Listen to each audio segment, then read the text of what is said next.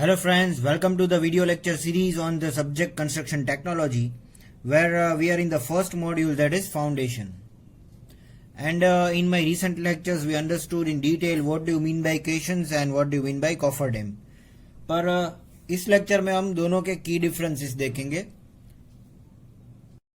मतलब केशंस और कॉफरडैम अगर आप डिटेल में विथ डायग्राम देखना चाहते हैं तो you can refer my recent lectures in this playlist. इसी प्लेलिस्ट में आप पिछले लेक्चर्स देख सकते हैं.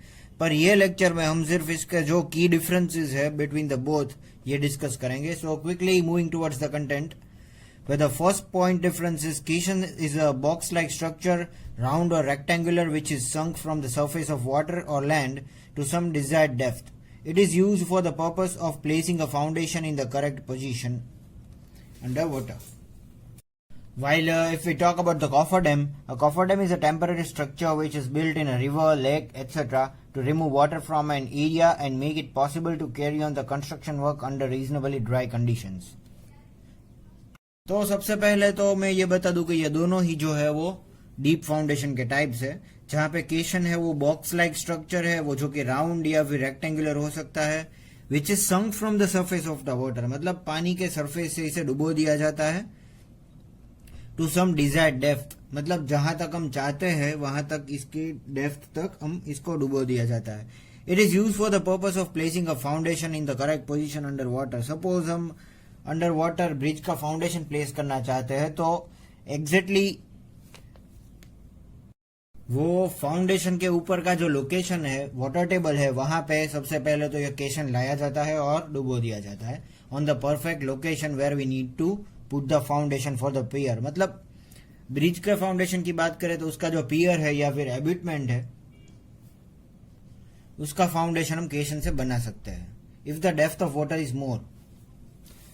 अ cofferdam is a temporary structure. देखिए ये परमानेंट स्ट्रक्चर है और ये हो गया temporary structure which is built in a river, lake etcetera to remove water. देखिए ये पानी निकालने के लिए इस्तेमाल किया जाता है cofferdam from an area and make it possible to carry out the construction work. मतलब वहां से पानी निकाल के रीजनेबली ड्राई कंडीशन बना के वहां पे कंस्ट्रक्शन वर्क कैरी किया जाता है. This is known as cofferdam. तो ये हो गया बेसिक डिफरेंस और डेफिनेशन बोल सकते हैं between caisson and cofferdam. Now moving towards the second point, we have caisson is a permanent structure which subsequently becomes the part of the structure. तो जैसे ही हम परफेक्ट लोकेशन पे ये केशन डुबो देते हैं तो ये हम परमानेंटली फिक्स कर देते हैं और इसके ऊपर जो है वो पियर या फिर एबुटमेंट बनाते हैं, मतलब कोई भी कॉलम बनाते हैं for vertical load carrying structure.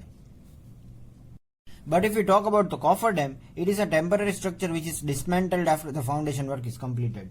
जैसे ही हमारा जो फाउंडेशन बनाने का काम है वो खत्म हो जाता है या फिर कोई भी कंस्ट्रक्शन वर्क अंडर वाटर जो हमें कैरी आउट करना है वो खत्म हो जाता है, ये जो कॉफरडैम है वो निकाल दिया जाता है, डिसमेंटल कर दिया जाता है क्योंकि एक टेम्पररी स्ट्रक्चर है.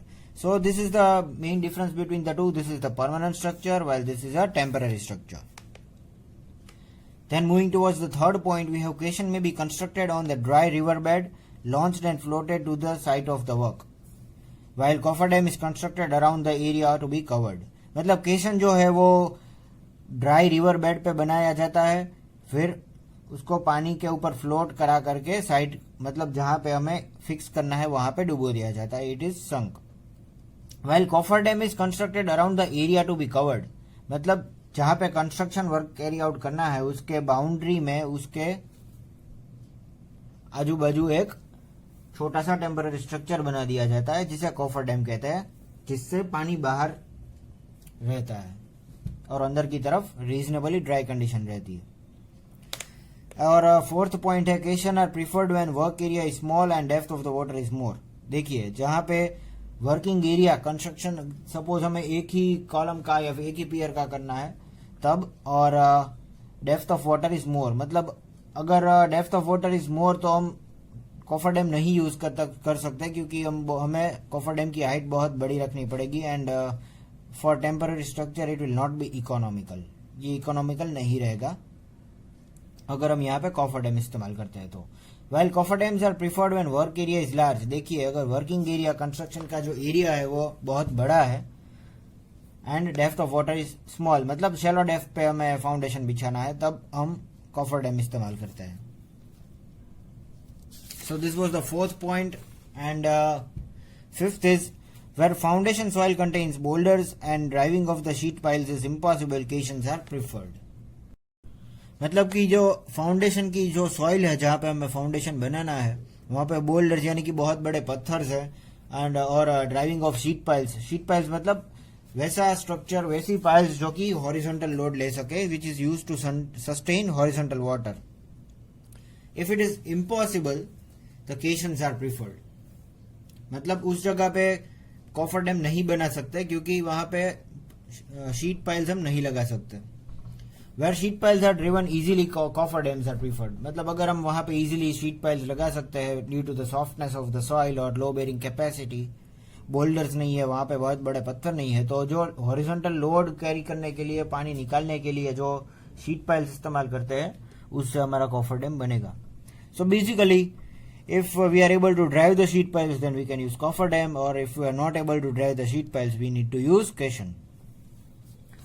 And our last point of difference is box caissons are used for breakwaters and sea walls. Open caissons are used for the foundation of pier and abutment of the bridges. देखिए यहाँ पे types of केशन की बात करें तो box केशन कहाँ पे इस्तेमाल होता है for breakwaters and sea walls, और ओपन केशन कहाँ पे इस्तेमाल होता है for the foundation of pier और abutment of the bridge. Pier या फिर ब्रिज का एबटमेंट अगर बनाना है तो हम ओपन केशन इस्तेमाल करेंगे. While cofferdams are used for the construction of foundation of piers and abutment of bridges, dams etcetera. मतलब ये तो हमें टेम्पररी स्ट्रक्चर है तो मतलब जहां पे बहुत से फाउंडेशंस बिछाने हैं जैसे कि पियर्स और एबटमेंट है कोई भी ब्रिज के, डैम्स, तो वहां पे कंस्ट्रक्शन वर्क कैरी आउट करने के लिए हम कॉफर डैम इस्तेमाल करते हैं.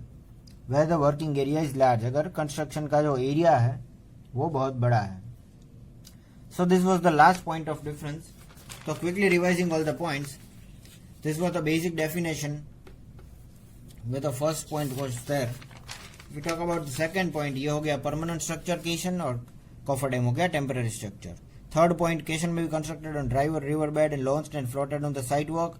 And here the third point in the coffer dam is it is constructed around the area to be covered. जहाँ पे कंस्ट्रक्शन करना है उसकी बाउंड्री में बनाया जाता है और ये एग्जैक्टली उस लोकेशन पे जहाँ पे हमें फाउंडेशन बिछाना है उसके ऊपर ला करके डुबो दिया जाता है. This is our third point difference.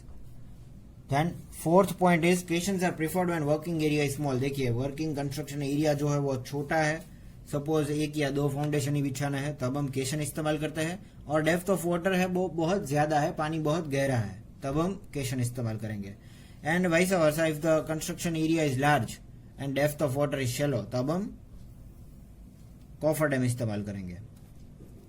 ये हो गया fourth point. Fifth is foundation, where foundation soil contains boulder. अगर हम शीट पाइल्स लगाते हैं तो कॉफर डैम्स, अगर शीट पाइल्स नहीं लगा सकते तो केशन इस्तेमाल करेंगे. एंड लास्ट की पॉइंट वाज बॉक्स और ओपन केशन हम कहाँ पे लगा सकते हैं और कॉफर डैम हम कहाँ पे लगा सकते हैं. सो these were the main key differences between caisson and coffer dam in the types of deep foundation under the subject construction technology. So thank you for watching and wait for my next videos.